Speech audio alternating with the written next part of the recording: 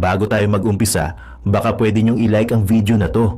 Malaking bagay ang like sa aming mga content creators. Maraming salamat po.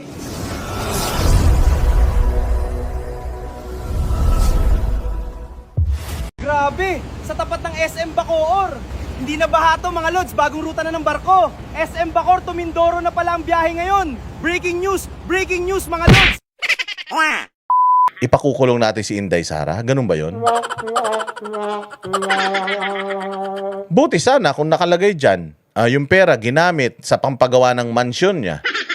Yung pera ginamit, pinambili niya ng helicopter para meron siyang pampasyal dyan sa Glorieta. Buti sana kung doon ginamit yung pera. Ginamit yung pera doon sa function ng opisina, nag-abono pa nga. Yung mga ganyan, inibigyan ng award dyan. Kupal talaga kayo. Wala kayong mga utak. Tapos, nagpalabas na nga kayo ng pera, sasabihin niyo pa, irregular yung ginagawa namin. Compliant naman kami. You keep on insisting na non-compliant. And yet, you're suing us for something which is not final. Ano ba yan? So, what do you think ang dapat gawin ng defense?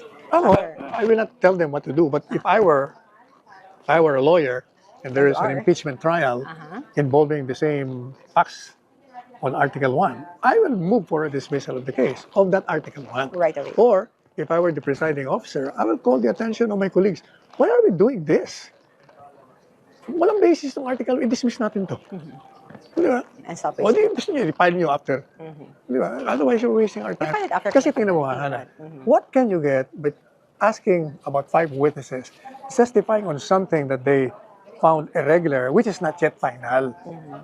Kasi as far as they're concerned, it's irregular. But paano kung yung commissioner audit will not... Alam nyo, tama yung sinasabi nyo dito sa comment section. Imaginein mo, ang hinahabol natin yung 70,000 ni Mary Grace Piatos, yung 100,000 ni ganito, ni Patty Tim, ni Andilim, pero 25 million per day ang ginagastos natin dito sa impeachment na ito na wala tayong napapatunayan, wala tayong naipapakita, pare-parehas na istorya, kung ano yung istorya sa Kongreso, yun pa din. We're spending too much sa isang bagay na nagastos naman sa function. Within the function and mandate ng opisina, ginastos niya yung pera, putsang ina, hinahanapan nyo ng butas. Samantalang, bilyon-bilyon ang gagastosin natin dito sa hearing na ito. Putsang ina niyan. Kung yung pera na ginastos nyo dyan sa hearing, pinantutulong na lang natin sa mga nasalanta ng baha, di sana may napuntahan pang tama. Mantakin mo saan napupunta yung 25 million na gastusin sa aircon na mga putang inang mga demonyo na ito. Sanay naman kayo sa init nag-i-aircon pa kayo. Sa impyerno kayo mapupunta, walang aircon doon. Dapat dyan sa Senado, hindi na kayo nag-i-aircon. Dapat nga dyan, putya, may mga dapat inuulingan pa nga kayo dyan. Yung mga dingding dyan, dapat lagyan ng mga nagbabagang mga bato yan Para masanay na kayo. Kasi pupunta man kayo sa impyerno. Para at least ngayon pa lang, hindi na kayo mag-a-adjust. Kung mainitan man kayo ngayon, at least alam nyo na yung feeling sa impyerno. Nag-i-aircon kayo dyan sa Senado. Ang sasarap pa ng kinakain ninyo. May mga lounge pa kayo. Libre merienda, agahan, tanghalian. Libre kayo lahat. Samantalang yung mga kababayan natin, putya yan, sira-sira yung mga gamit sa baha. Dapat doon natin nilalagay yung mga pera na yan. Hindi dyan Kung ako rin ang kung ako din ang impeachment court, yun ang sasabihin ko Alam ninyo, ilang araw pa to Ilang araw pa to. Tatagal pa to ng 90 days. So, nakaka 14 days na tayo. Pwede ba i-postpone na lang natin to? Magbato-batopic na lang kayo. Kaysa gastusin natin to sa ganyang yung pera, sa ganyan, itulong na lang natin sa mga kababayan natin na salanta. Okay lang ba yun? Kung gaganunin ko yung mga yan kayo, prosecution, okay lang ba sa inyo yun?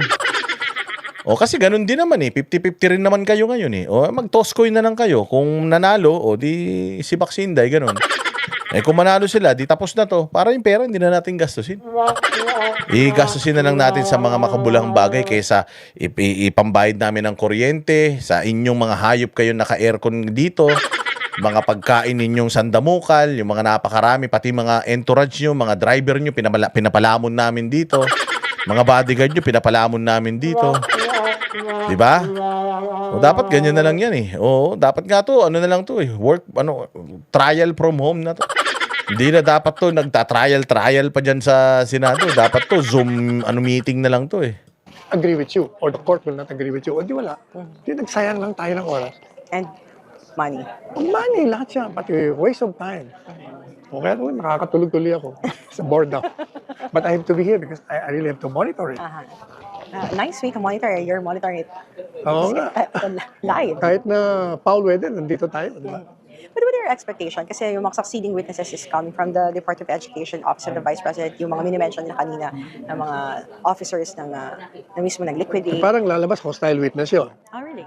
O kasi sila yung sila yung mismong nag-disburse, di ba? Sila di naman yung accountable. At saka nayayamot akong pakinggan yung sinasabi ng testigo na accountable officer ay si Vice Presidente. Nakakalimutan nila under the joint circular, there are 2 accountable officers. Pero hindi end yung dalawang sabay. Kasi nakalagay doon or. Not and or. Kung sino may hawak at sino nag-implement ng pera, siya ang dapat na accountable. Yun ang ibig sabihin nun, ha? Yung accountable officer, ang ginamit na salita doon sa batas, or. Hindi end. Kasi kung end yung ginamit, automatic, si Inday Sara at saka yung SDO.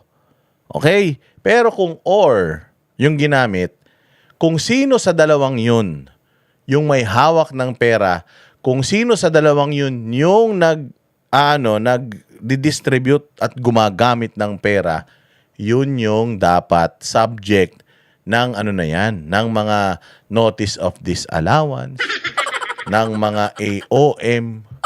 Yun.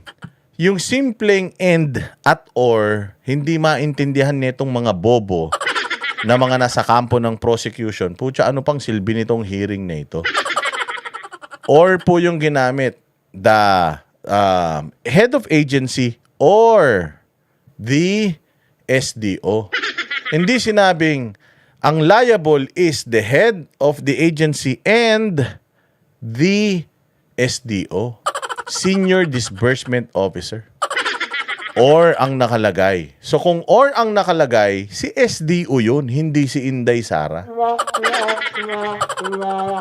Klaro yun klaro. Para pagka tinanong kayo ng mga kapitbahay yung mga bobo, yung mga kapitbahay yung mga kala mo mga abogado elementary lang tinapos. Ayan, meron kayong sasabihin sa kanila. Naintindihan nyo ba ibig sabihin ng end at or? Nakalagay sa memorandum circular or, hindi end. So, ibig sabihin, kapag or, either dun sa dalawa na yon, either yung isa o yung isa. Or, ang problema, kung sino yung nakapangalan at sino yung opisyal na nag-distribute ng pera, siya yung dapat kasuhan. Hindi yung head. Kasi kung gagamitin nga natin, yung idea na yan, kay Bongbong Marcos, itong lahat ng mga pagnanakaw na nangyayari ngayon, dapat kinukulong na natin si Bongbong. Bakit? Kasi siya ang head of state. So ang lahat ng gagawin ng kanyang mga ahensya at lahat ng mga mangyayari sa bayan natin, whether good or bad, it falls under the yung tawag dito, yung responsibilities of the president. Ano sinabi ng Malacanang? Ay, ang flood control na yan, kasalanan yan ng Department of Public Works and Highways. Nung sinabi ni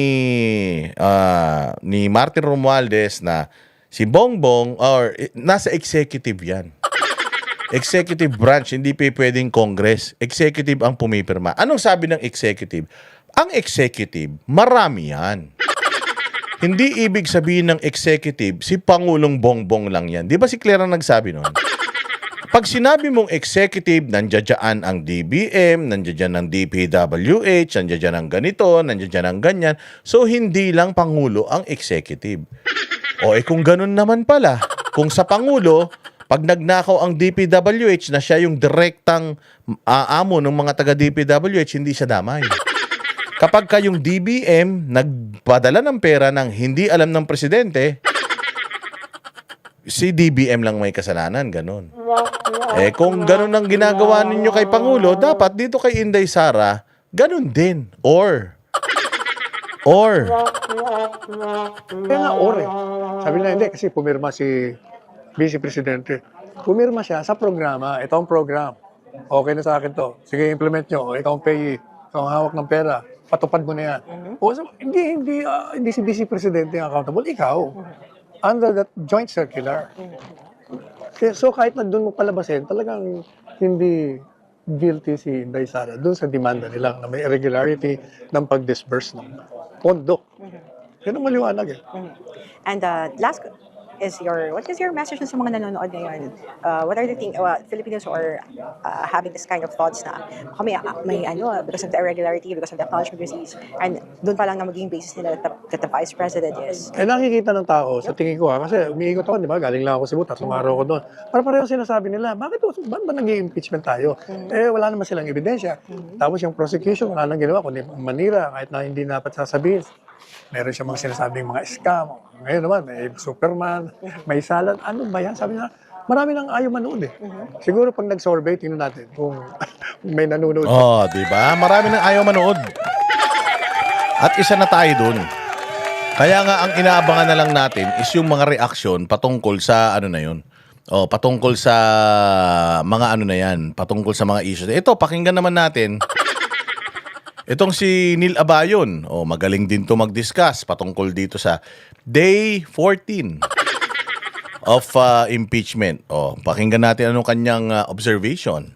Po tayo na impeachment trial ni VP Sara Duterte at isa po sa interesting na nangyari today ay yung alleged na pag-Indian daw po ng defense sa prosecution according to Attorney Kapunan. So nagsimula po yun dun sa pag-insist ni Attorney Kapunan na mag-stipulate yung defense regarding certain pieces of evidence at ayaw naman po pumayag ng defense. So ang next sinabi ni Attorney Kapunan ay gamitin na lang daw nila yung documents na.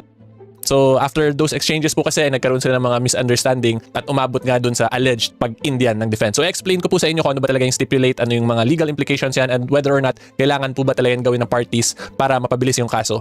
And then yung next po na interesting na nangyari today ay natapos din po yung pag-direct examination sa second witness ng prosecution, which is si COA Officer Del Campo. So may mga interesting din pong development kay second witness, which is like yung isa na may ibang purpose daw po according sa findings niya na hindi naman daw for confidential or intelligence purpose yung pinaggamitan. So explain ko din po kung ano yung mga possible legal implications sa mga ganong scenario and kung ano po yung posibleng epekto din nitong testimony or yung direct testimony ni witness Del Campo since tapos na po yung direct examination ng prosecution. Okay, so good day po to all of you, my fellow taong bayan mga kasimor, at bago pa tayo magsimula ay gusto ko lang po kayo kamustahin. Hopefully you are all okay po and you are all safe and dry kasi alam ko naman po diba na laban pa rin po tayo kasi ganun po talaga ang ating situation or status as mga Pilipino na nakatira dito sa ating bansa, 'di ba? So, despite the difficulties, ay laban pa rin po tayo. Like ako, explain pa rin po ako na explain sa mga legal issues para hopefully po maintindihan ninyong lahat. Okay? And kayo pong lahat na nanonood ay dapat din po gawin niyo yung role niyo at talagang manood po kayo ng mabuti. Yung part na to na napakita ko sa inyo ngayon. So makita nyo naman po yung timestamp 16 minutes, 10:09 a.m. at this is the YouTube account po of the Senate of the Philippines and impeachment trial of Vice President Sara Zimmerman Duterte, August 11, 2026. So dito po nagmanifestation una si Attorney Kapunan at sinabi niya in-Indian daw sila ng defense kasi according to her, dinirect daw ng court na mag-set ng date last week yung both parties para sa pag-review ng mga pieces of evidence na umaabot in the thousands. Pero kinorek naman po yun ni Presiding Officer Escudero eventually dun sa ruling niya na hindi naman daw Indian yung nangyari kasi wala pa namang actual date agreed upon yung parties as to dun nga sa pag-check. So therefore, pag wala pang date, wala pa pong Indianan daw na pwede mangyari. Yun yung point doon ni P.O. Escudero. And then yung counter lang po ng defense doon ay hindi naman daw nila o-objectan kung magpakita lang ng summary yung prosecution in relation dun sa thousands of evidence na gagamitin ng prosecution. So ang position po ng defense, allowed naman po yun under the 2019 Revised Rules on Evidence, which is itong Rule 130, Section 7. So kita nyo naman po, diba, Rule 130, Rules of Admissibility, and then Section 7. So ito po yan. So summaries when the contents of documents, records, so on and so forth are voluminous and cannot be examined in court without great loss of time. And the fact sought to be established is only the general result of the whole. The contents of such evidence may be presented in the form of a chart, summary, or calculation. The original shall be available for examination or copying or both by the adverse party at a reasonable time. The court may order that they be produced in court. So makita nyo naman po na pag sobrang dami nga po yung mga ebidensya na kailangan gamitin ng isang party, tapos yung kailangan lang naman dun is the general result. Di na miyaw. Salamat. Mabuti na lang may nakaalala pa kay Boss Dada. Maraming salamat. Meron naman tayong isang kababayan na makakapunta sa langit. Mabuhay ka.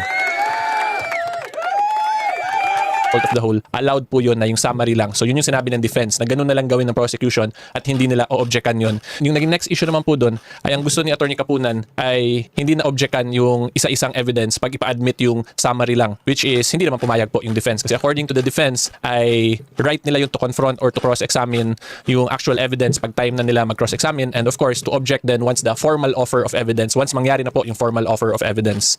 So anyway, to make the long story short, kasi baka po naguguluhan kayo, hindi naman po talaga mandatory na mag-stipulate yung parties sa mga certain facts of the case or certain evidence, kasi ang legal definition po ng stipulate means mag-formally agree upon yung parties, diba? So when you agree, that is voluntarily given yung consent. So hindi po dapat via mga intimidation tactics, and then hindi rin naman po pwede sisihin ng prosecution yung defense na dahil daw dun sa actions ng defense ay it will result to the wastage of time of the court kung nag-stipulate lang sana mas mapabilis, kasi at the end of the day it is subject na po to agreement of the parties, meaning dapat mag-consent, diba? Freely given dapat yun. And yung isa pa po, hindi rin pwede sisihin ng prosecution na ayaw ipagamit ng defense yung evidence nila, kasi evidence po nila yun, diba? And at the end of the day, may kanya-kanya naman pong duty yung lawyers from both parties na palakasin yung kaso nila. So kung sa tingin ng defense mas lalakas yung kaso nila kung hindi sila magpahiram ng evidence, edi prerogative po nila yon at hindi dapat sila i-intimidate or pilitin ng kabilang panig. So anyway po, yan lang talaga yung main issue. Pwede naman sana ito mapa-expedite kung dumiretso na lang sa summary, kasi according to the defense, hindi naman nila o-objectan kung mag-present na lang ng summary yung prosecution. Yung naging issue lang po talaga dito, kung akong tatanungin ninyo, the way kasi i-portray ngayon nila Attorney Kapunan ay parang kasalanan pa ng defense. Pero I'm just clarifying and explaining na hindi po yung kasalanan ng defense, kasi yun nga po, kanya-kanyang legal strategy talaga yan, and it is the duty of bawat lawyer na palakasin yung kaso nila at hindi yung kaso po ng kalaban nila. Ganun po talaga yan in cases. Okay? And then kung titingnan din naman po ninyo yung ruling dito ni Ayun na, sa mga hindi nakakaintindi bakit nag-aaway sila tungkol dun sa stipulation, ha. Ang gusto nito ni Kapunan na ito si Kapunan na mukhang mukhang sanggol na matanda. Ang gusto nito yung kampo ni Inday pumayag na lang doon sa mga ebidensyang pinakikita nila na parang hindi na yan sisilipin. Hindi na natin yan ipagkukumpara. Papayag na sila kagad. Pwede ba yun? Yan or sine? Pwede ba naman yun? Di ba hindi? O, paghirapan nyo. Paghirapan natin. Okay lang, may time kami. O, trabaho ng trabaho ng prosecution na ipakita yung mga ebidensya O, bakit ako mag-agree sa ebidensya mo? Gusto ko munang malaman kung yung ebidensya mo, saan magaling yan? O, galing ba yan sa Galing ba yan sa puwet ng nanay mo? Kailangan ko malaman saan galing yan. So, gusto ko muna malaman. Gusto ko munang i-review. Hindi na, wag nyo nang i-review. Stipulate na kayo. Hindi kami pwedeng ganun. Siyempre, putsang ina ninyo, hindi kailangan, kailangan yung sure ball tayo. O, titingnan namin. Baka mamaya peke yan puro pa naman kayo mga sinungaling. O kaya sinasabi ni Tiri Kapunan, di yung sa inyo na lang gamitin natin. Ulol! Tanginan nyo, ba't yung gagamitin nyo yung sa amin? Di gamitin nyo sa inyo. Kailangan nyo ng patunayan na yung mga ebidensya na hawak nyo, authentic yan at katulad yan nung nasa amin. Hindi natin pwedeng gamitin yung sa amin. Ba't natin gagamitin yung sa amin? Pinaghirapan namin to. Gago ka ba? Kayo maghirap. O to save some time para mabilis tayo, hindi. Ginusto nyo yan Gusto nyo magmadali. Tapos, putsangin na, pa-impeachment kayo. Gusto nyo pala magmadali. Kung sana, pinabayaan natin yung COA na umandar yung, yung away ng COA at saka OVP dyan patungkol sa confidential funds yan. Sana hindi tayo nasasayang oras natin. Kayo nagsampa-sampa ng demanda rito sa impeachment Sa impeachment court. Tapos magmamadali kayo, hindi. Patagalin natin. Sayangin pa natin pera ng taong bayan. Inang yan, hindi namin kayo tutulungan kasi pag nag-stipulate itong kampo ni Inday Sara, parang tinulungan nila yung kalaban na okay yung mga ebidensya nyo, ipresenta nyo na. Nek-nek nyo, patunayan nyo na okay yung ebidensya nyo, tapos saka tayo maglaban-laban ng ebidensya, ganon. Inan nyo. Pinalalabas nito ni Kapunan na parang kasalanan netong kabila yung hindi pag-stipulate. Kung ayaw kong i-stipulate, wala kang magagawa. Nasa batas yun Hindi naman automatic ang pag-stipulate Yung pag-stipulate is katulad yun. Pangalan niyan, tawag dito, si POA, yung pagdating doon sa land bank, yung dalawang taga-land bank. Pinapakita yung mga cheque, yung mga na na-withdraw yung pera. Sabi ni POA, stipulate na namin yan. Wala na tayong pag-uusapan yan. Totoo naman na may pera, may cheque at winidraw yung pera na yan Wala naman dinideny dun Kaya nga hindi na sila nag-cross-examination dun sa dalawang babae na yun kasi sinabi lang ng dalawang babae na yun na winidraw yung pera. Wala naman dinideny si Inday Sara na winidraw yung pera. Di naman sinabi ni Inday. Ano sinabi nyo? Wala naman kayong perang binigay sa akin, ah. Wala naman sinabi si Inday na ganun. Oh. So, yun yung sinasabi natin na pag-i-stipulate. Oh, na, hindi yan mandatory na parang kasalanan ng depensa. Yun ang depensa, yun ang strategy nila. Wala kayong pakialam. Oh, sa strategy namin. May strategy kayo, di gawin nyo. May strategy rin kami. At isa to sa mga strategy namin. Ulul kayo. Kailangan nyo munang patunayan na competent yung witness ninyo. Pag competent yung witness ninyo, hindi nyo na kailangan ng stipulation from us. Basta competent yung witness nyo, mapapatunayan na may kasalanan kami. Kung hindi competent yung witness ninyo, di lahat ng mga ebidensya na may hawak kayo ngayon, bulok lahat yan. Ganun yon. Presiding Officer Escudero, ang sinabi na lang niya to avoid the issue ay mag-submit na lang yung both parties ng copies ng kanya-kanyang evidence at issue kasi wala pa rin copy daw po yung impeachment trial court nung thousands of evidence or documents na yun kasi hindi na-submit during pre-trial. So impeachment court na lang basically yung mag-verify most likely yung mangyayari po niyan. Okay, and then after po nung mga bangayan, nung dalawang counsel for the parties ay nag-continue na yung direct examination kay COA Officer Del Campo. So quick backstory lang po, si Officer Del Campo nga yung nag-handle na nung actual notice of disallowance case against VP Sara Duterte kasi again si Attorney Wamil po hanggang sa notice of suspension lang. Okay, so ngayon ang next question. Maraming salamat kay Dalia Dalit. Mabuhay ka dun sa Canada. Good morning, Boss Dada. Watching from Edmonton. Shout out sa family ko sa Taguig and Ozamis. Oy, mabuhay yung mga kapamilya ni Dalia Dalit dyan sa Taguig at saka sa Ozamis, ha. Na lang po talaga. After ng direct examination kay COA Officer Del Campo, napalakas po ba ng prosecution yung kaso nila? Meaning, napakita na ba talaga nila yung elements ng allegation nila na misuse of confidential funds? Okay, time out lang muna mga kasimor. Gusto ko lang po kayo i-remind na hopefully you can like this video po, mag-subscribe sa YouTube channel. Ito ngayon, hindi pa rin po talaga napapakita yung actual misuse ng COA witness because number one, yung COA naman po ay, or itong mga COA officers ito or itong mga witnesses po nila from COA ay limited lang naman po yung competency, ano yung personal knowledge nila, which Ang ganda nung sinabi ni attorney dito, limited yung competency. Kaya ngayon sinasabi nung abogado ni Inday Sara na maliit na babae. Kailangan nyo patunayan na competent yung inyong testigo. Sinasabi nila ba yun? Limited competency. Ibig sabihin wala silang limitado yung kanilang pwedeng patunayan dito. Hanggang saan lang yung kanilang pwedeng patunayan. Ang pwede lang patunayan netong mga taga-COA na ito is yung notice of disallowance, yung AOM, at saka yung claim nila na hindi proper yung disbursement. Hindi proper yung liquidation. Hanggang dun lang. As to mapaprove ba nila or pwede ba natin silang gamitin as witness na magsasabi na si Inday Sara ay may ninakaw sa pera ng taong bayan? Malabo. Wala. Yun yung sinasabing limitado yung kanilang competency. Pag sinabi mong competent witness ito, ibig sabihin mapoprove ng witness na ito na si Inday Sara ay nagnakaw ng pera ng taong bayan. But if you are limited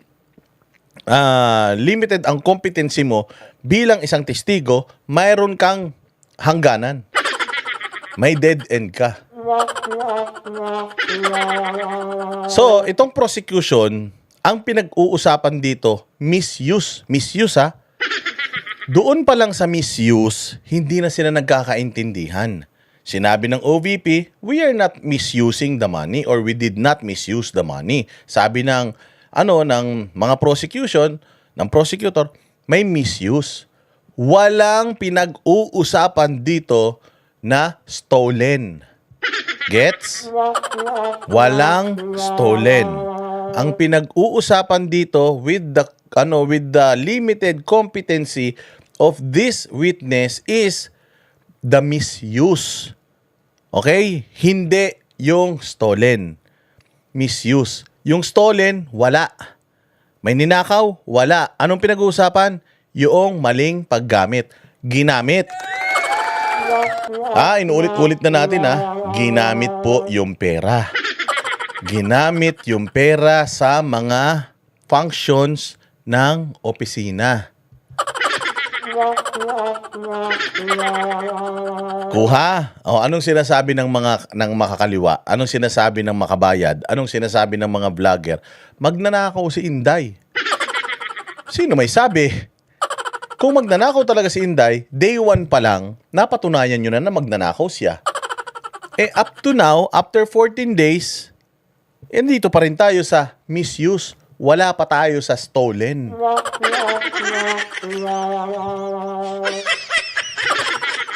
Ay nako.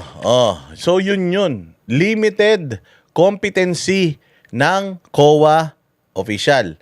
Limited competency meaning merong hangganan yung kanilang testimonya at hanggang dun lang yung kaya nilang patunayan.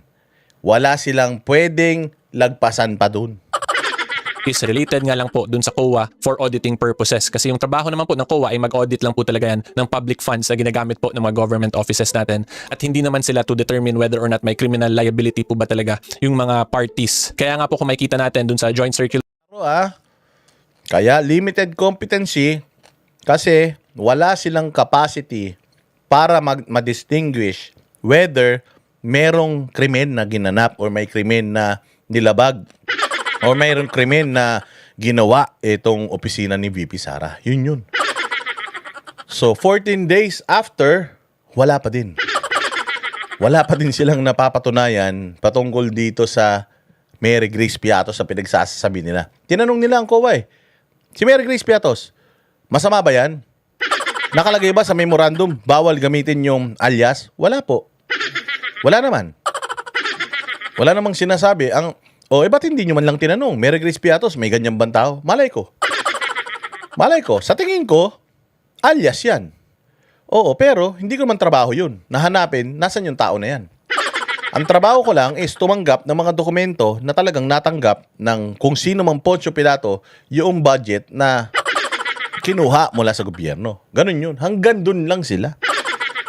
Sa Section 8, dun sa Confidential Funds Joint Circular, ang nakalagay lang dun, pag hindi nag-liquidate yung government agency, magkakaroon ng presumption of personal use or misuse at pwede na yun siya gamitin for the filing of the subsequent criminal cases. So yung main issue talaga ng prosecution dito, kung puro COA witnesses yung ipepresent nila, ang competency lang po ay hanggang dun nga lang sa auditing at hindi mapapakita yung actual elements of criminal misuse po of public funds.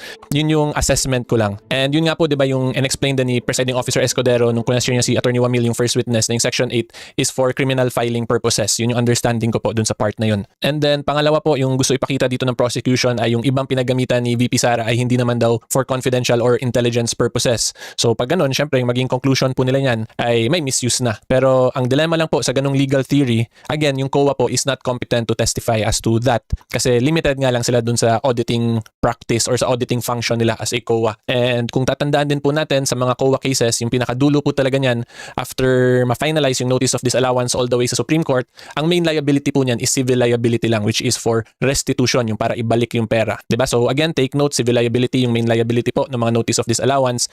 And in kuha Yan yung pinapaliwanag natin kanina. Notice of disallowance, civil liability lang. Walang criminal liability. Ano yung civil liability? Susoli mo lang yung pera. Restitution. Susoli mo lang yung pera, yun lang. Walang krimen na wala kang hindi ka masisintensyan, hindi ka makukulong, isusoli mo lang yung pera. Kasi ganito yan eh. Yung pera hindi ninakaw eh. Yung pera, mali yung paggamit. Mali yung paggamit. Nagkamali ako. Sorry. Kung nagkamali ka, alam ka na, ipakulong kita. Hindi mo naman ninakaw yung pera. Hindi mo ninakaw yung pera. Ba't kita ipakukulong? Ang gagawin mo, isoli mo yung pera. Paano yan? Paano ko isusoli? Hindi ko na mababawi yun sa mga pinagbibigyan ko. Problema mo na yan. Problema mo yan. Kasi pag di mo sinoli yan, doon ka magkakaproblema. Baka makulong ka. So, abonuhan mo yan, kunin mo yan sa pitakan ng nanay mo, tatay mo, kapitbahay mo. Wala kaming pake. Basta isoli mo yung pera. Mali yung paggamit mo. O kaya kung gusto mo, bawiin mo lahat yung mga ano yun. Bawiin mo lahat yung mga pinagbibigay mo na yun. Kasi mali yung paggamit mo. Kung bumili ka ng mga maleta, bumili ka ng mga lamesa, isoli mo. Okay, benta mo ng kalahati para hindi masyadong malaki yung iabono mo. Yun lang, hanggang doon. Walang sinabi doon na makukulong ka. Walang ganun. COA cases nga din po, like what I have explained previously dun sa Madera case, meron ding good faith defense. Meaning, kahit na hindi nasunod yung auditing standard or iba yung napaggamitan ng pondo, pero kung mapakita naman nung respondent na may good faith siya sa paggamit ng pondo niya, ay posible pa rin walang civil liability na mag-a-attach. Pero posible pa rin sabihin ng Supreme Court na final na may notice of disallowance po talagang nangyari. At yun nga po yung nangyari dun sa Madera case, may notice of disallowance talaga na dineclare ng court na final yun siya, pero walang restitution na pinagawa kasi may good faith na defense. And then, yung next question na lang po dyan, kung ginamit ba yung public fund for a different purpose, hindi ba yun siya malversation? Hindi ba siya criminal malversation? So, yung masasabi ko lang po at present based on this witness na pinapresent, again, COA officer kasi ito siya. So, limited nga po yung competency niya or yung personal knowledge niya dun sa auditing functions ng COA because yung COA is not for criminal liability purposes. Ang trabaho nga lang po nila ay mag-audit, tapos mag-attach yung presumptions, magre-recommend lang sila ng filing of criminal cases kasi ibang department po or ibang government office yung mag-handle na ng criminal prosecution for mga alleged na nag-violate ng mga COA auditing practice at tingin ng COA na may corruption din po talagang nangyari. And kaya po natin masasabi din na hindi talaga competent yung COA to testify whether or not may criminal act bang nangyari talaga is because in criminal cases po kasi beyond reasonable doubt po yung kailangan na evidentiary threshold niyan, which is hindi naman po ganun yung requirement para sa mga COA cases such as a notice of disallowance. Ang kailangan lang yan na mapakita ng COA ay hindi nasunod yung auditing standards or auditing requirements na naka-provide sa joint circular. Kung hindi na comply yun, therefore you can be subjected to a notice of disallowance. Pero hindi po porket na subject ka to a notice of disallowance means na prove na beyond reasonable doubt yung possible criminal liability ng isang respondent. Because again, the COA is limited lang po for a very specific purpose which is to audit po yung public funds. So overall po ang masasabi ko lang kung ako po ang tatanungin ninyo, yung professional assessment ko po ay may mga may mga hurdles pa na kailangan ma-overcome yung prosecution para mapakita yung actual misuse. Kasi kung tatandaan din po natin, di ba, yung legal definition ng betrayal of public trust, one of the examples po niyan ay yung tyrannical abuse. So dapat makorelate din ng prosecution dito paano yung isang action na could only result to a civil liability of restitution, paano yun siya, yung ganung liability lang could amount to tyrannical abuse of power. Diba? Plus the mere fact, pag COA cases nga lang po yung magiging pinaka-argument nila ay may good faith defense pa. So overall po makita natin, madami-dami rin po talaga mga possible arguments or defenses yung defense. Pero kung based lang po sa evidence so far, kung ano lang yung mga na-present ng prosecution, ay tingin ko po madami pang kailangan ayusin po yung prosecution para mas mapalakas pa yung case sila. Oh, supot. So yun yung ibig sabihin ni Nila yun. Supot. Supot, walang tibay na maaasahan, walang sustansya, puros propaganda. Oh, paano na yan? Oh, paano na yan kung ganyan? Eh di nga. Oh, ganon. Yari kayo ngayon. Oh, ito magaling din to. Si Respicio, dahil dating auditor to. Ito yung mga kasi lagi nanonood. Huwag kayong magsasawa na pinapakita natin tong balita na ito. Para at least, kapag meron mga kasamahan kayo, katulad niya, mga kasamahan nyo sa opisina, ba't hindi ma-impeach Inday? Di ba? Pag tinanong kayo ng ganun, alam nyo kung ano yung mga isasagot ninyo. Kasi naririnig nyo dito. Kasi, karamihan ng mga tao ngayon, lalo na yung mga mangmang, nanonood dyan sa mainstream media. Ngayon, kayo na nakakapanood dito, kayo yung extension ng aming mga boses. Pag may mga nagtanong sa inyo, halimbawa dito, may nagtanong sa akin sa comment, sinasagot ko. Pero yung mga nagtatanong sa inyo, wala na akong control doon. So kaya tayo nag-uusap-usap dito, kaya tayo nagkukwentuhan dito, kaya natin pinag-uusapan to para pagdating nung panahon, araw, bukas, makalawa, meron tanga na Pilipino na lumapit sa'yo at nagtanong tungkol dito sa impeachment dahil alam na pro-Sara ka. Alam mo yung mga isasagot mo. Diba? Alam mo yung mga isasagot mo. Oo, alam mo kaya ako pagka may namimita ko ng mga tao, tapos very opinionated sila patungkol sa nangyayari. Very opinionated sila. Si Inday, di may impeach yan kasi ganito, ganyan. Alam mo, natutuwa ako. Bakit? Kasi parang kahit papaano, feeling ko part ako kung bakit nagkaroon ng ganong klase ng knowledge yung tao na yon. Feeling ko part tayo nung kaalaman nung tao na yon kasi nanonood siya sa atin. O ngayon, kung meron naman akong, halimbawa, meron akong kaibigan ng Dilawan, magtatanong siya, maipapaliwanag ko sa kanya ngayon ng maayos. Baka sakali maliwanagan siya, madagdagan tayo. Ganun. So, sasabihin niyo paulit-ulit naman, Boss Dada kung ano yung mga sinasabi mo dati, yun din yung mga sinasabi mo ngayon Ganun din ang kalaban. Ang propaganda ng kalaban, paulit-ulit hanggang paniwalaan mo. So kung hindi natin ika-counter yung paulit-ulit nila na paninira kay Inday Sara, ng paulit-ulit na pagtatanggol, kahit pare-parehas lang naman yung pagtatanggol natin kay VP Sara, pare-parehas lang naman yung ano natin, yung ating mga binibigkas dito, kung hindi natin gagawin yung ginagawa nila, matatalo tayo. O si Inday Sara, kalaunan, sa 10 ulit na narinig nila kay Trillanes na magnanakaw si Inday, maniniwala na sila. Bakit? Kasi walang ibang nagsasalita eh. Si Trillanes lang nagsasabi na magnanakaw si Inday. Wanabet, salamat. Pang melatonin. Uy, sarap niyan para makatulog. Oo, iwasan na magpuyat. Your health is wealth. Eh, ganun talaga. Kailangan ko kayong pasayahin eh. Kaya ako nagpupuyat dahil sa inyo. Kaya salamat sa inyong mga pakulay dyan ha. Mabuhay kayo.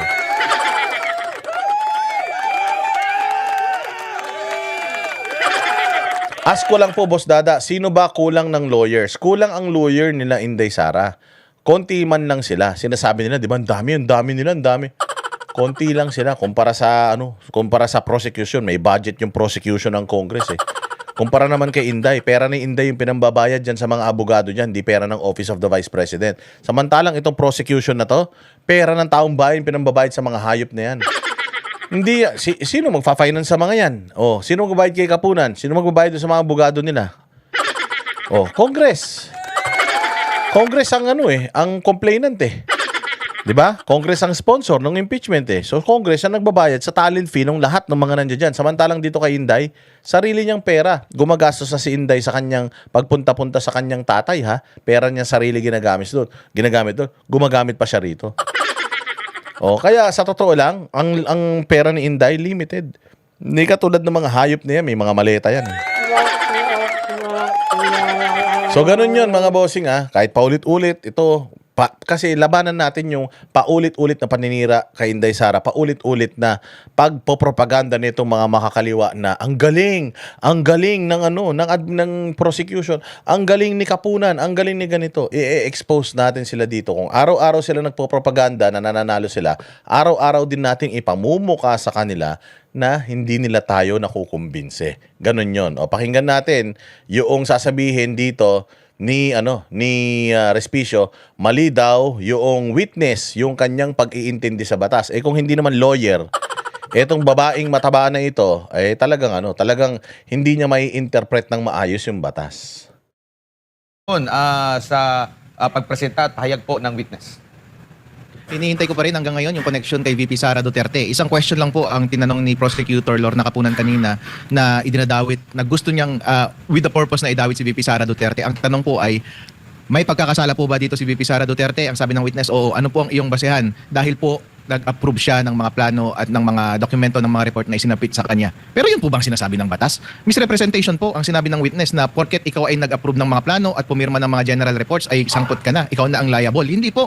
Ang sabi po ng Section 103 ng PD 1445, ang person responsible ang person na responsible doon sa mga nawawalang pera ay yung taong directly na may hawak, directly responsible, directly accountable doon sa salapi, at nakalagay din po sa parehong batas at nakalagay na rin sa circular ng COA na ang accountable officer ay yung tao na naghahawak ng pera or permitted na humawak ng pera. Yun po ang malinaw na sinasabi ng batas. Bakit nila pinipilit na yung head of agency ang may kasalanan? Wala namang ganun na definition yung circular at wala ring definition yung PD 1445 or any law for that matter. At kung titingnan natin, meron na pong nakatalaga ng special disbursing officer. Hindi mo po pwedeng sabihin na sabay na accountable officer yung special disbursing officer at saka yung head of agency. Kasi po nakalagay doon sa circular ng COA, head of agency or special disbursing officer.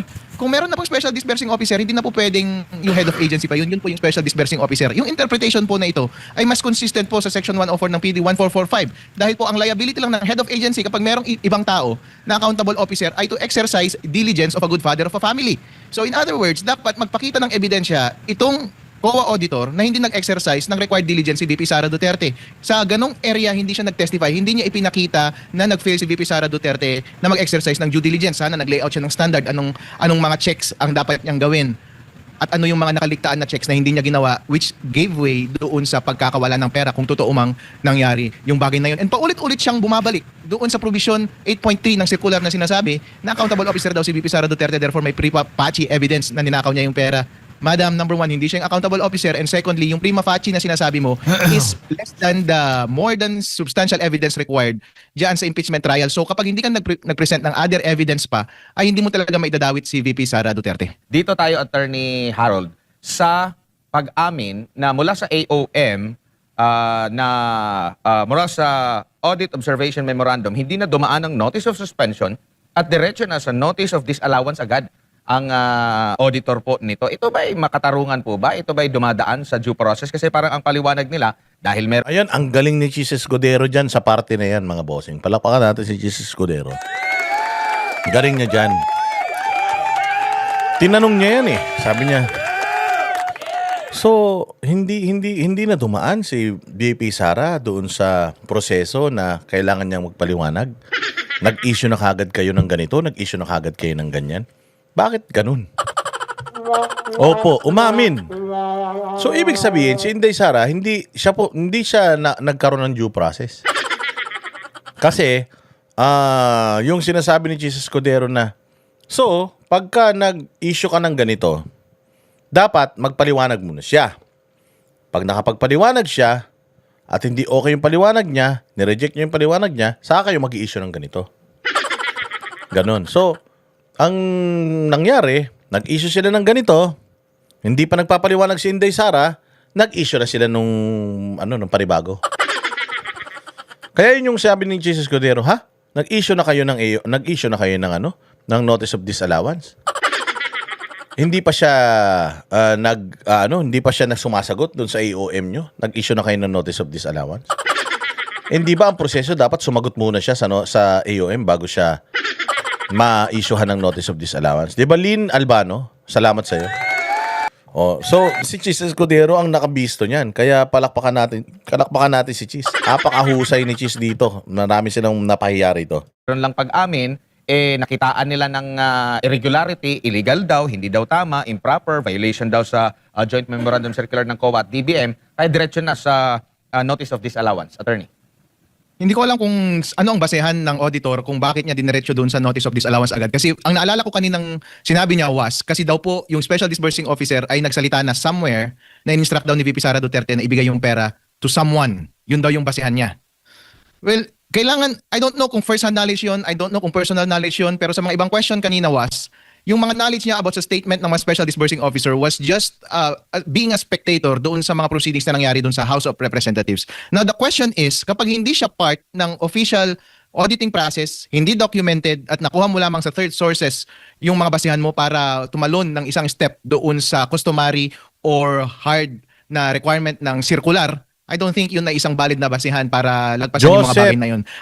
Joseph Guchila. Salamat sa iyo.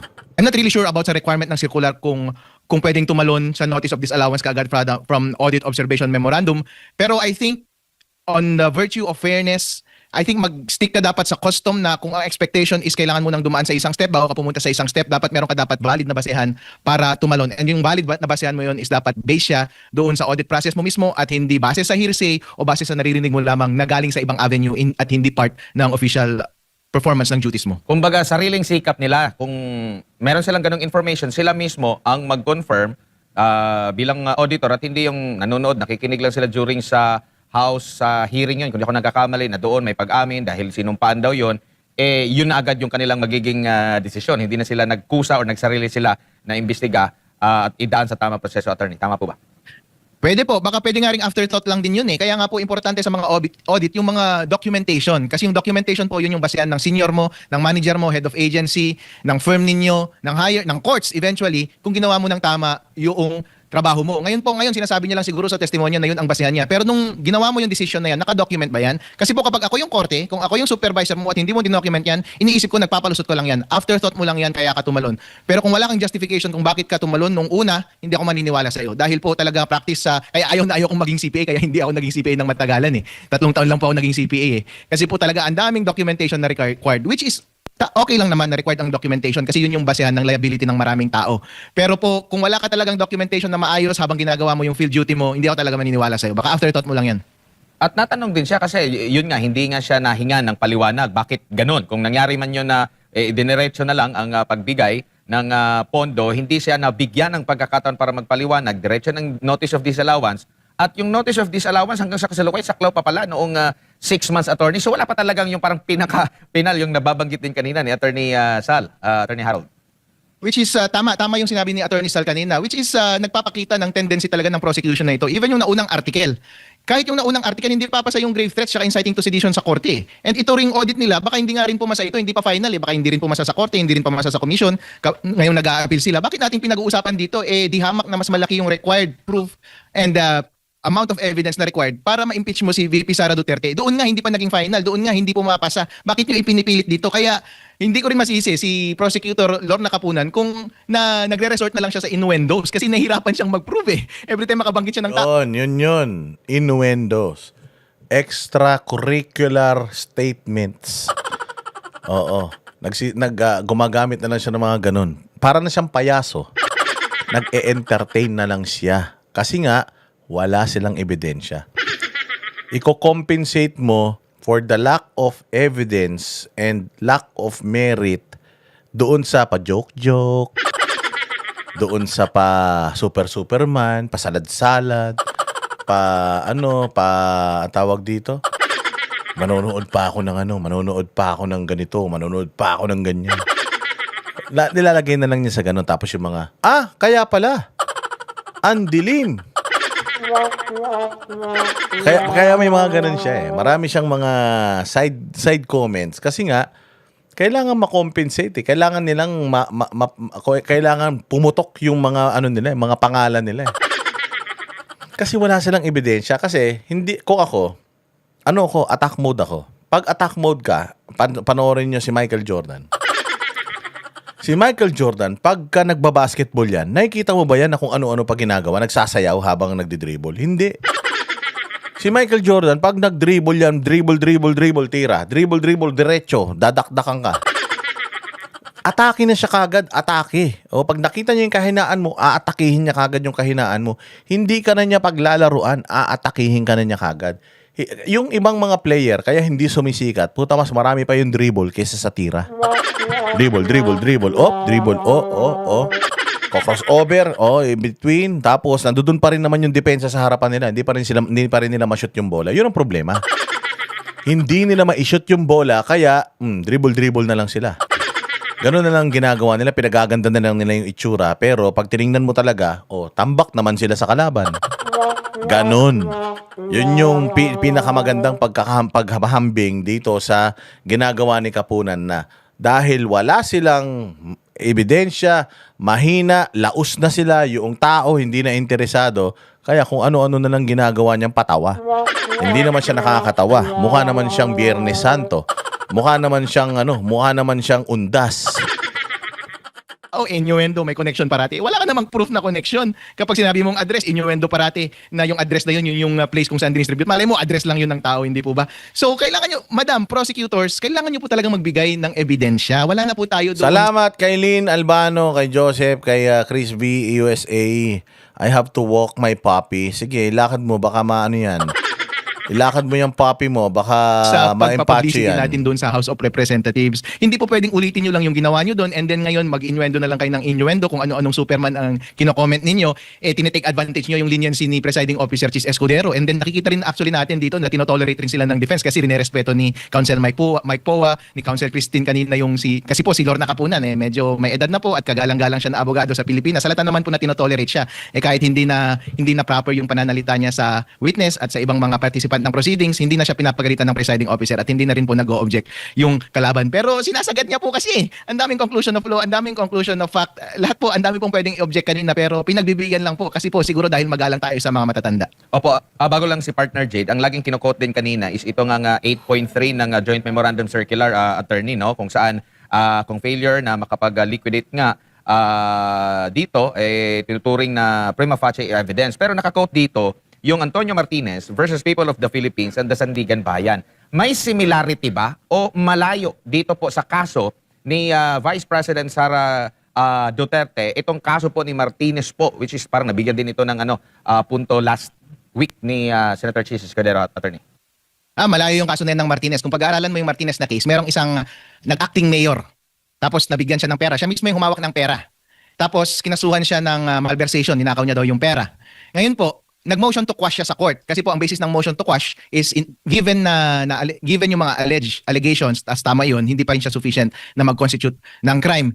Ngayon po, doon sa nangyari doon sa acting mayor na yun, ang ginawa niya is nag-demand yung treasurer na mag-liquidate. Pero hindi niya pinansin eh. Binigyan ka ng pera, nag-demand yung yung treasurer na mag-liquidate, pero dinedma lang niya.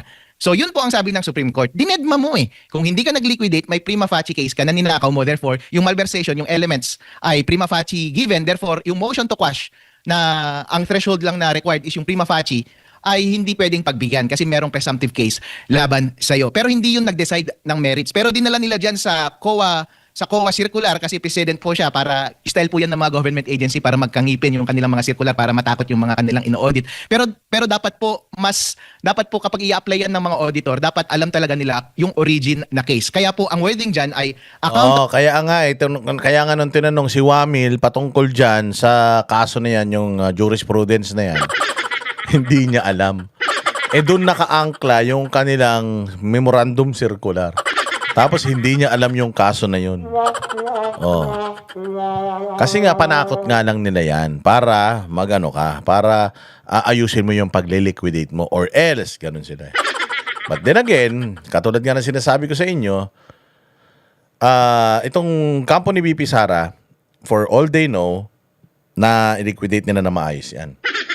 Sa kampo naman nitong BIR, dahil nga may pressure ng Congress, hawak sila sa leeg, yung budget nila, kaya nga nag-issue ng mga IOM. Imaginein mo 4 na taon na dire-diretsong nag-i-issue sila ng unmodified opinion sa Office of the Vice President.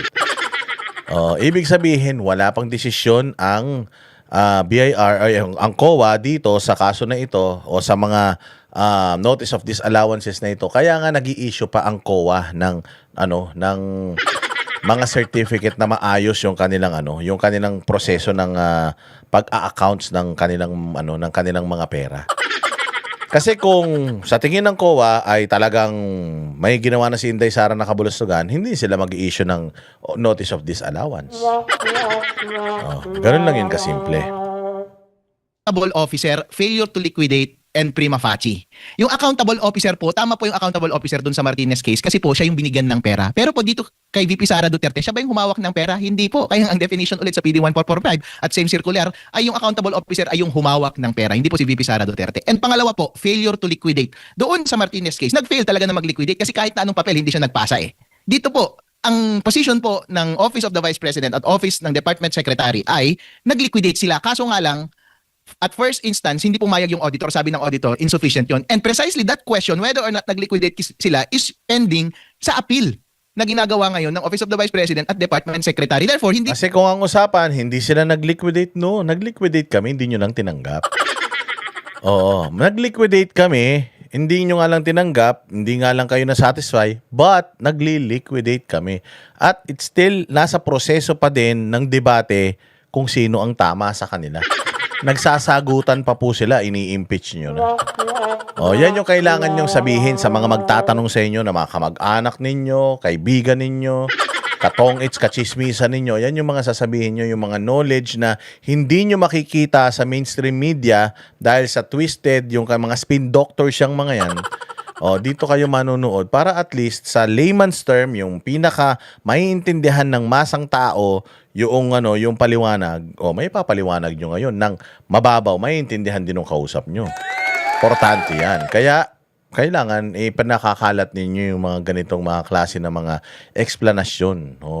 mo masasabi with finality na meron talagang failure to liquidate kasi after all, kapag natapos yung appeal na yun, malay mo ma-finding ng court na sufficient talaga. Pero in the fact na nag-liquidate, meron pong nag-liquidate insufficient lamang. That's another legal question na I think nagkamali ulit ng interpretation yung witness niya yun at si Lawyer Wamil. And again, yung prima facie case ulit po. Yung prima facie case, pinaparati pong inuulit-ulit yan. Relevant po dun sa Martinez case kasi motion to quash yung authority ng prosecution na mag-prosecute. Ngayon po, hindi po rin-erase yung prima facie na po, hindi na po relevant yan kasi nasa trial na po tayo. Hindi naman po namin question yung authority ng prosecution ngayon na i-elevate siya as articles yung violation na to, yung paggastos ng confidential funds. So it's not a question of prima facie or not anymore. Papasok lamang yung prima facie or presumption kapag question ng prosecution. Pero po, nag-uusap na tayo sa guilt ng tao eh. Tapos na yung prosecution, mas mababa yung required na proof doon sa prosecution. Madalas prima facie okay na, madalas presumption okay na. Pero ngayon po, iba na kasi ngayon eh. Doon sa bagong rules ng DOJ is may reasonable reasonable certainty of conviction. Pero at any case po, nasa trial na po tayo. Ang kailangan nating patunayan is yung proof na required ng jurisprudence. And ayon kay Senator Miranda Defensor Santiago, it should be more than substantial evidence and less than proof beyond reasonable doubt. Hindi sapat ang prima facie evidence. Yun parati ang pinagre-relayan ni Atty. Wamil, yun parati ang pinagre-relayan ng witness na iyon. Ma'am, para madagdagan nyo po, para ma-elevate nyo yan sa substantial evidence and more than substantial evidence, magbigay pa po kayo ng positive evidence pa. Another positive piece of evidence na nagdadawit kay VP Sara Duterte na inutos niya at ninakaw niya yung pera. You're on the right direction. Noong sinabi ninyo na meron kayong narinig somewhere sa proceedings ng House of Representatives na nagsasabi na inutos daw, declaration ng Special Disbursing Officer na inutos daw ni VP Sara Duterte na ibigay yung pera to someone. You are on the right track. Pero hindi pa po sapat yun. Kailangan nyo pa rin patunayan na inutos and then inutos na nakawin at nanakaw talaga. Yun po talaga ang kailangan yung establish. Wala po kayong in-establish na ngayon. And besides, yung pag-utos po na ibigay yung pera sa ibang tao, inherent po yan sa principal. Ang principal po natin yung head of agency. Nanggaling po sa kanyang authority na ibigay sa isang tao yung authority na humawak ng pera. Just the same, since sa kanya nag-spring yung authority na humawak ng pera yung isang disbursing officer, pwede ring manggaling sa kanya yung same authority na ilipat yung paghawak ng pera. So pwedeng gawin niya yun formally or not formally. Titignan natin sa testimonya soon ng mga hostile witnesses na kukunin nila na special disbursing officer. Pero mga witnesses, you're on the right direction kung tinuturo ninyo si VP Sara Duterte na siyang nag-utos pero hindi pa po sapat. Dapat may utos na nakawin talaga at merong proof na ninakaw talaga. Yan po Yun ang ano natin. Yun ang problema. Katulad ng sinasabi ko kanina, nandoon pa lang tayo sa misuse. Hindi sa stolen. Nasa misuse. Okay? Walang ninakaw, merong maling paggamit di umano na pinagdedebatihan pa. Pero yung pagnanakaw, ninakaw, hindi yan mapuprove ng COA. Bakit? Kasi limitado yung kanilang competence. Limited competency. Oh, di ba ang gaganda nung connection ng mga abogado natin? Ang gagaling. Pucha, ganyan ang mga mahuhusay ng mga abogado. Hindi katulad ng mga abogado sa kabila na mga ang papangit na ang tatanga pa. Diyos mio. Ganito mag-content, ganito mag-ano ng mga video, yung konektado. O hindi sala-salabat. Wala ngayon, kaya nagre-resort sa innuendos itong si Madam Prosecutor Lorna Kapunan na ini-spoiled naman at tinotolerate ng presiding officer at pati ng defense, hindi na sila nag-object. Opo. Attorney, isang tanong lamang sa lahat po ng mga articles na natalakay na, ito bang Article 1 ay makukonsidera mong pinakamahina sa kaso laban kay Vice President Sara Duterte? I think mas mahina yung una kasi yung una po ay hindi base sa mga dokumento. Kapag testimonya lang po kasi at mga crimes lamang ng mga mahinang bagay na yun, alright, pwede. Pero dito po kay VP Sara Duterte, equally mahina rin eh. Tama po yung sinabi ni Attorney Panelo kanina na sa totoo lang mga boss, ayoko na talagang panoorin itong impeachment trial kasi pare-pareho naman ang ginagawa nila. Napanood ko na yan sa dalawang panahon on oportunidad na ginawa ninyo sa Committee on Justice noon at saka House of Representatives para siraan si VP Sara Duterte. Parehong paninira pa rin ang ginagawa nyo ngayon at parehong innuendo. Wala akong ganang manood kasi napanood ko na po yung sine na iyan. Kaya ko lang pinapanood ngayon kasi ini-interview nyo ako eh. Kaya Same. Ako rin naman eh. Alam ko na, di ba yan din sinasabi ko sa inyo noon pa? Kung ako lang, ayoko nang panoorin. Kaya lang, kailangan ko mag-content. Imagine niyo yung torture na ginagawa ko sa sarili ko that I have to listen to this piece of shit. I have to listen to this garbage every single day, Monday to Wednesday, para lang makapag-react ako at makapaghatid ako sa inyo ng komentaryo. Kahit naman po sukan-sukan na ako. Alam nyo ba, habang pinakikinggan ko to, nag-workout ako, nagka-cardio ako, nagte-treadmill ako, nag-weights ako, habang pinakikinggan ko to, para lang hindi masayang ang oras ko. Oo, para lang hindi masayang ang oras ko, pinakikinggan ko na lang, yung active listening ko na lang ang pinaghuhugutan ko. Oh, and ganun din talaga kung ako lang, kung halimbawa normal na tao ako, hindi ako nagvo-vlog, wala akong responsibilidad na mag-react at iparating sa inyo yung mga videos na ito. Di talaga ako manunood, baka tatain na lang ako. Sa buti pang kumain, sa buti pang kumain, sa buti pang mag-drive na mag-drive, ang ganda pa naman ng setup ng sasakyan ko ngayon. Papalit ako suspension, nagpalit ako ng gulong, naglagay ako ng mga ilaw. So, ang sarap sana mag-long ride, mag-long drive, magpunta ng Tagaytay, punta ng kung saan man pwede magkape. Ang sarap sana. Kaya lang, pucha yan, I have to do this kasi nga kahit na sukan-suka ako, kahit na diring-diring na ako sa mukha ni Kapunan, I have to watch and listen to her. Innuendos and extracurricular statements. Oh, dahil dito. Oh, kaya yan si ano, it's a curse eh. Masarap na sana mag-Netflix. O tapos na yung isang season ng House of Dragon. O, pwede ko na sanang simulan para hindi ako mabitin. Anak ng tinapay na yan. Kailangan kong tingnan tong mukha nitong mukhang dragon na nalugi sa Tong Eats. Di ba? Pucha yan. Pero sige lang. Sige lang. Laban lang tayo. Kahit paulit-ulit. Kahit ano, kailangan natin labanan kasi yung propaganda ng kabila. Pag tinignan nyo yung mga report ng mainstream media, grabe talaga ang bakbak nila. Parang nananalo yung ano.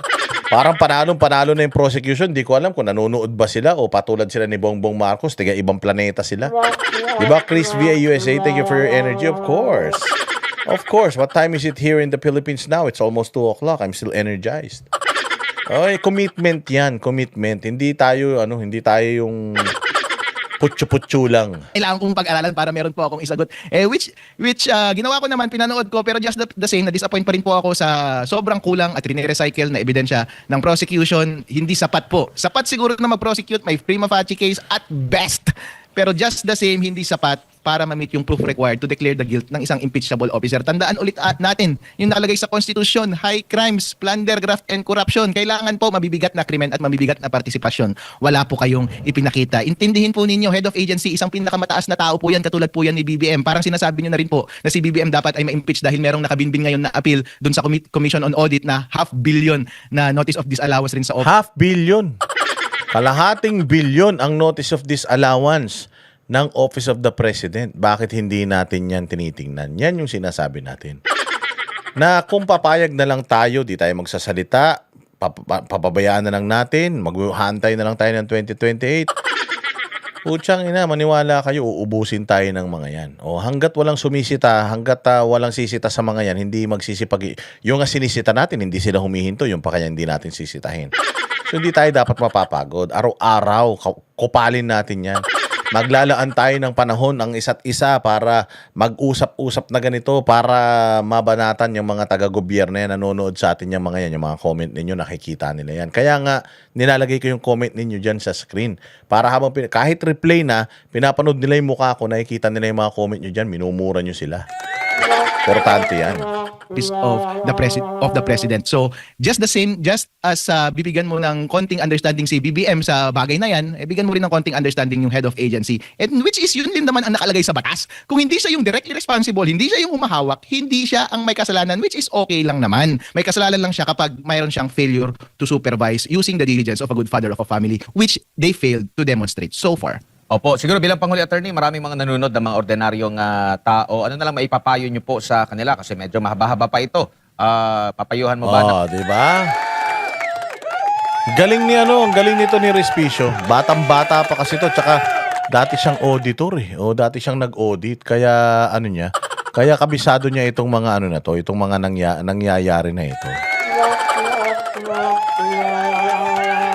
Oh.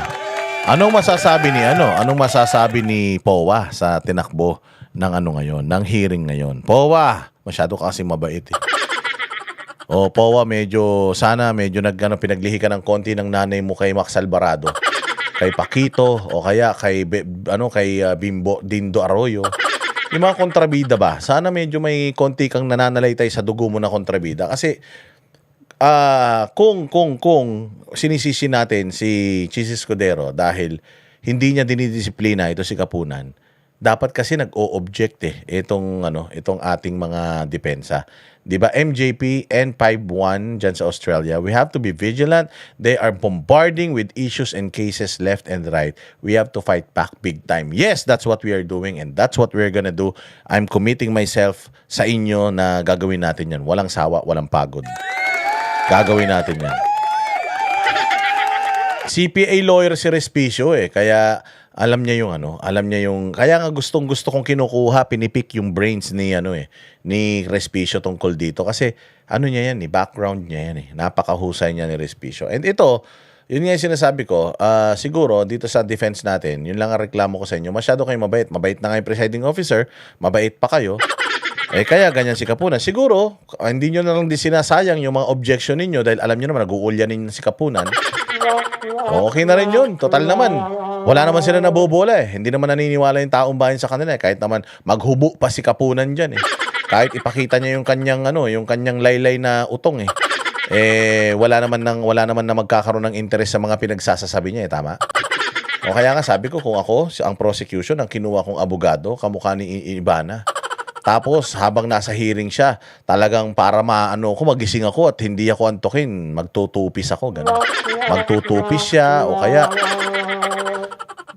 magpa-plunging neckline siya, di ba? Oh. Para kaya lang, putya ganyan ang pinapanood mo, pangit na, sinungaling pa, tapos nagpapakyut pa. Mukha namang bulok na makopa. Wala na. Di ba? Sabi ni Putragis Pucha, nabugo ko yung kape ko sa laylay na utong. Laylay talaga, parang pasas yan. Imaginein mo. Nire-regla pa daw yan. Hoy, Putragis, nire-regla pa daw yan. Oo. Kumakalendar method pa ang lola mo. Saan ka naman? So ito masasabi ni Powa. Sana lang, yun nga sabi ko, sana medyo kahit konti, medyo maging kontrabida. Ilabas ni Powa yung sama ng ugali niya, di ba? Kaya lang parang si Powa, ewan ko, pinanganak yata sa sabsaban ito. Sobrang bait ng mamang ito eh. Ano masasabi mo, Powa? After evaluation po ng Commission on Audit, ng liquidation report, ng mga submission at ng tugon sa AOM, is they allowed in audit yung nangyaring paggamit ng confidential funds. Meaning wala silang nakitang issue doon sa paggamit ng confidential funds. Hindi to first time eh. Matagal na namin sinasabi na may credit notice yung DepEd. It's just hindi siya na-highlight, and buti na lang na-highlight na rin kanina through yung testigo kung ano pa talaga yung status ng confidential funds ng DepEd na meron nga siyang credit notice. Kasi ang napapansin nyo sa mga previous na talakayan, hindi dito sa impeachment court pero outside, no, kinakat doon sa ano na nangyari doon sa AOM when in fact matagal nang na-issue yung credit notice na yon, August pa nga 2024. But ganun pa man, just to be factual about it, nagsabi rin naman yung testigo kanina na yun nga, no, meron ayon sa rules sila, pwede pa raw buksan sakaling may makitang material new evidence, no, from the time they issued the credit notice within the 3-year period after that. So, I mean, let's just be factual para hindi magulo din yung ating mga kababayan. But yun. That's what it is. May credit notice ang DepEd. Okay, DepEd. Nakalusok, credit notice, binigyan ng credit notice noong 2023 on definition that's passed in liquidation regardless of maybe the uniqueness na binayad sa several occasions in one day. Can you comment first on the credit notice? Does it help the prosecution and the defense? Well, it's just a matter of fact. In fact, dati pa namin sinasabi yan kahit ng mga committee hearings pa lang na talagang may credit notice, no, yung DepEd. Obviously, that's not something that was being highlighted even by the media. But yun ang fact, no, na I think it was August 9, 2024 when DepEd received its credit notice. So, at least na nalabas na ngayon in open court na yun talaga yung status, and that's also why I was asking the witness the other day when I was doing the cross kung alam ba niya yung status ng DepEd at kung alam niya ano ibig sabihin ng credit notice. But as the witness mentioned earlier, it's also a fact that a credit notice may be reopened, diba? Meaning kahit na settle na yung account, it may be reopened. So tingnan natin kung anong mangyayari dito sa credit notice na to, because I noticed that emphasis was also being made on if a credit notice can be reopened. But sa amin ngayon, on part of the defense, at least nailabas na talaga categorically na may credit notice ang DepEd for the first and second quarter ng paggamit ng confidential funds. Just to laymanize it, what does it mean? Ang credit notice simply means na after evaluation po ng Commission on Audit, ng liquidation report, ng mga submission at ng tugon sa AOM, is they allowed in audit yung nangyaring paggamit ng confidential funds. Meaning wala silang nakitang issue doon sa paggamit ng confidential funds. Ama naming Diyos na makapangyarihan sa lahat, salamat po sa iyong pagmamahal na hindi nagmamaliw. Sa gitna ng kaguluhan sa aming bansa, turuan niyo po kaming magtiwala sa iyong hustisya at hindi sa hustisya ng tao. Linisin niyo po ang aming mga puso at ituro niyo po ang tamang daan ng katotohanan at pag-ibig. Tulungan niyo po kaming maging ilaw sa gitna ng dilim at ipakita sa mundo na may pag-asa pa sa pangalan ng aming Panginoon Hesus. Salamat po sa pag-ibig po ninyo at salamat sa pagdinig ng aming mga panalangin at iligtas niyo po kami. Sa pangalawa po ninyong pagparito at patawarin po kami sa lahat ng aming mga pagkukulang at pagkakasala, sapagkat ito po ang aming samutiling sa matamis na pangalan ng aming Panginoon Hesus. Amen. Sa lumang silid, mag-isa kang tahimik, walang kamera, palakpak ay wala na. Ngunit sa bawat pader ng bayang iniwan mo, may pangalan mong di na mabubura.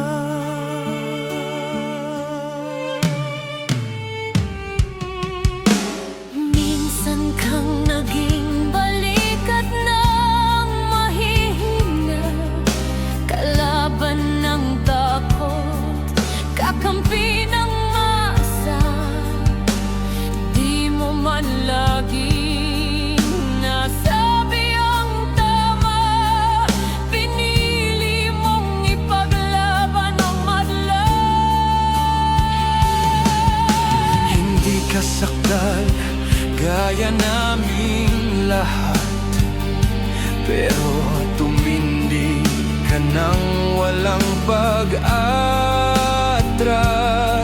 At ngayong pagod ka na, tatay, kami naman ang sasalo ng bawat bigat.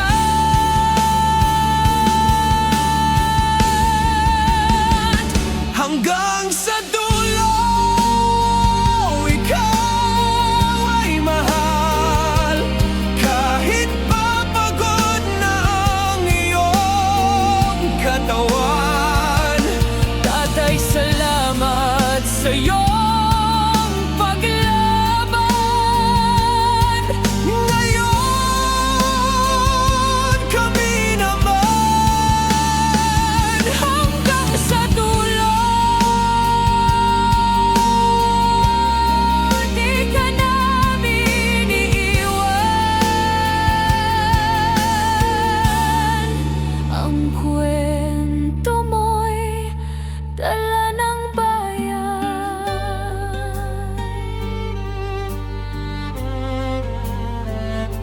Tahimik ka na sa mga batikos, wala nang tugon, wala nang galit, pero sa mata ng mga maralita, naroon pa rin ang tapat mong alaala.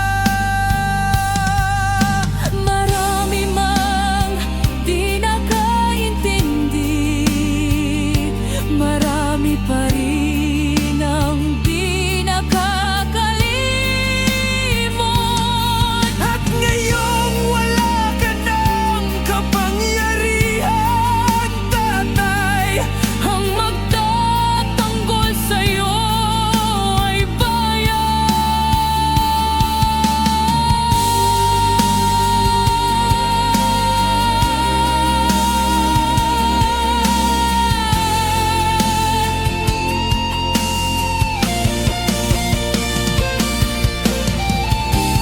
hindi ka nag-iisa kahit ngayon.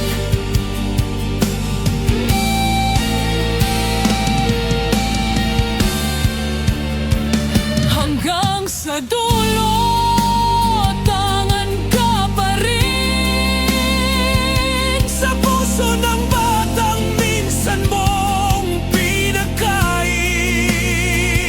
hanggang sa dulo, di ka nag-iisa. Ang dasal ng bayan ay sa'yo pa rin. Tatay, kami naman ang lalaban sa ngalan mo, sa alaala mo. Hanggang sa dulo.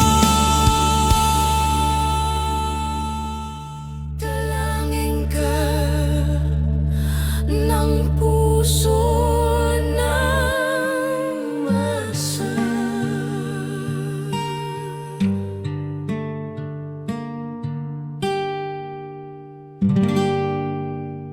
At yun na nga mga kababayan, ano na ang masasabi mo? Kung mayroon kayong hinaing at komento patungkol sa balitang ito, please comment down below. Pag-uusapan natin yan sa comment section. At kung nagustuhan nyo ang video, ay huwag kalimutang mag-like at i-share na din para mas marami pang makaalam at umabot ito sa marami sa ating mga kababayan. Maraming salamat po. Mabuti pa ang sardinas, may label. Tayo, wala. Nay, ito na yung bayad ko sa isa, ano? O, kunin mo yung isa. Isa muna, yan o. Tapos, isa pa, di ba? 4 dapat na sardinas eh. Yan. 3 na. Pang-4 na sardinas. Okay na.